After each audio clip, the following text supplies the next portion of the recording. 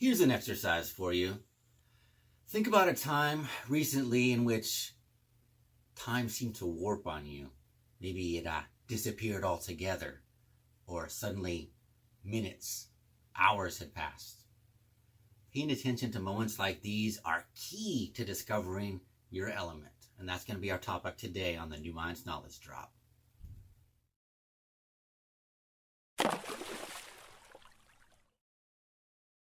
All right, so if you did not catch our last knowledge drop where we laid out the principles of the element, check that out first. We highly recommend it. All the stuff from today's knowledge drop will make much more sense. Because, as promised, today's knowledge drop is going to get a little bit more into, okay, how do we develop, how do we find, how do we thrive inside the element that we keep talking about, okay? So, here's kind of a little bit of the background. So, Sir Ken Robinson, the guy we admire, who we talked about last time, he contrived this concept of the element in a book called The Element.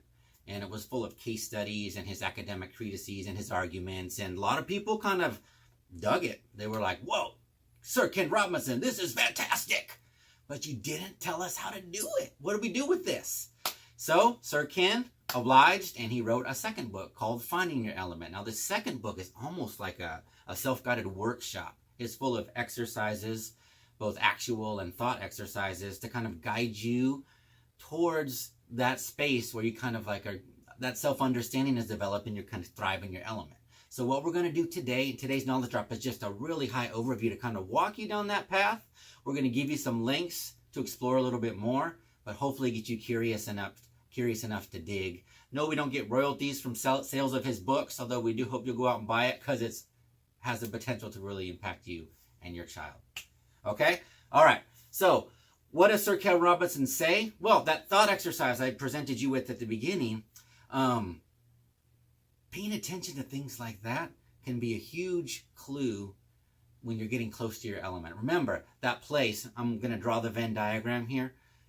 Your passions and your talents are intersecting right in this magical space. Well, Sir Ken says that the closer you get to that magic middle, time can kind of warp on you, okay? And that's because you're maybe getting close to a flow state. Ching sent me highs. Check that one out. We love the concept of flow state. Okay. Now, there's more to it than that. There are tools, there are processes that you can go through to kind of be constantly refining your understanding of your own element, okay? Number one, know your aptitudes. Sir Ken Robinson recommends exploring your strengths. Start with your strengths, okay? So there's a number of things out there. We're going to link to a couple of here, a couple online aptitude assessments that you might want to use. His book also has some less canned approaches that are more kind of like workshop through in your journal. But the point is here, you got to know yourself. Know thyself, says Plato. That's exactly our starting point here for the element as well. What do you have to offer right now? Where do you thrive? Where are you strong? That's going to be your starting point, right? Because the talents circle is all about that. Okay? Number two, relax. Literally and figuratively. No, seriously. Sir Ken Robinson, in all of the case studies he looked at, all of the people he saw who had found a way to thrive in their element, had also found a way to slow down, to quiet the mind, and to listen. Now these days, the buzzword mindfulness is all over. That's awesome because that means there's so many more tools. One that we recommend that's very kid-friendly, very beginner-friendly is an app called Headspace. Of course, you can look around in your community and find a good class on mindfulness or meditation or relaxation. But if you just want a quick taste of a very user-friendly meditation, try Headspace, the app, okay? There's another one called Buddhify. Links right here. We don't get royalties, but we do like them, okay? All right, number three. Oh, man. There are so many super tools that high-achieving and successful and happy people are using that we can pick up and try to use ourselves. One that we love, the one that we teach to students and to teachers, is mind mapping, okay? Look at this. A mind map is such a fantastic way of processing information, and it has so many uses, okay? In terms of your element, a mind map is a way of embracing sort of the interconnectedness of your life and sort of mapping and connecting and having aha moments and insights about situations in your life, whether that are your aptitudes, your career, your situation, whatever that might be. So mind mapping is just one super tool out of many that you may want to consider trying, okay? Next, this is very related to your aptitudes. How do you process information? Sometimes it's called learning styles. And there's kind of a real simple online tool. It's called the VARK Analysis. And basically, here's a link. Check it out. What it's going to tell you is which of your senses you tend to favor in terms of processing and intaking new information. That's just part of that self-knowledge, right? So by knowing your strengths, knowing how you process information, having all these tools at your disposal, and knowing how and when to quiet down and listen, you're well on your way. That's going to be the foundation, according to Sir Ken Robinson, for getting closer to your element. And this last one we put into this section just for pure inspiration. But basically, the maxim is really simple. In this process, when you're kind of slowing down, you're listening, you're developing this self-understanding, follow your bliss, okay? Follow your bliss. Now, some people take this quote and kind of think it's kind of like, oh, yeah, right. Well, we're not telling anybody to drop out of school. We're not telling anybody to quit their job tomorrow and go open a surf shop in Malibu. If you can get there, that's awesome.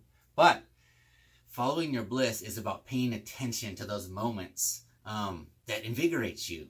And no one stated it better than Joseph Campbell, another thinker that we admire.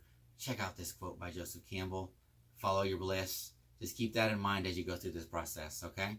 Now, next stage, you're going to come across obstacles, right? Because if living in your element were that easy, we'd all be walking around smiling and blissful and happy as can be. Apparently, we're not, okay?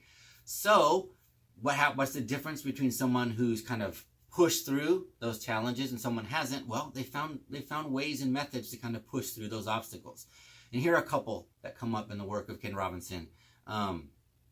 There is a tool that takes just a little bit of practice and learning called the SWOT analysis. SWOT is an acronym that stands for strengths, weaknesses, opportunities, and threats. But here's the beauty. Once you learn how to use this tool, it's just a simple grid. You can apply it to any situation. Many a times when confronted with kind of like an unforeseen obstacle or difficult obstacle, simply going through the process of the SWOT analysis just brings insights and might even find you a way through it, okay? And this is also very, very important, okay? And we can easily forget it. But as you're getting closer to your element, to that space, to that activity, to that trade, to that hobby, whatever it might be, that seems to represent your element, do not be afraid to find and embrace a healthy tribe, a healthy supportive community that might share your passion, okay? We can kind of get enclosed into this sphere where we think we're kind of alone in our unique pursuits, but really having that support team is so important, okay? And finally, when it's all said and done, this is something in the beginning, middle, and end that you should try to carry, and that is an attitude of gratitude, okay? Count your blessings. Consider this a journey, a fun process, whether it's you personally going through it or you're guiding your child or your students through it. An attitude of gratitude. Keep it fun. Keep it simple. Explore the tools that are available to you. And have a happy journey towards your element.